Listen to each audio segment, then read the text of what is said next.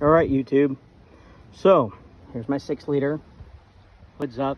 It should be no surprise to anybody who owns one. So in all of these different changes, way back in there is a stage 1 KC turbo.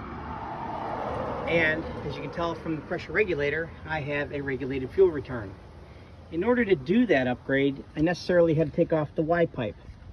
Now, if you've taken off the Y pipe, you know what a pain in the ass it is to be able to get that thing to seal.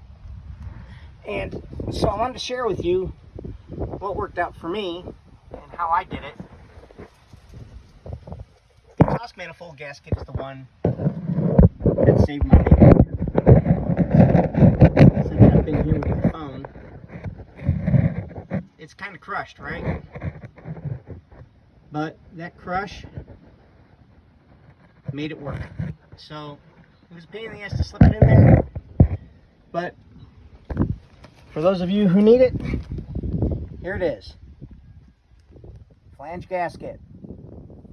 Picked it up at Advance Auto. It was less than $5. Piece of cake. No more exhaust leak. Hope it helps. Make sure you leave a like and subscribe. Thank you.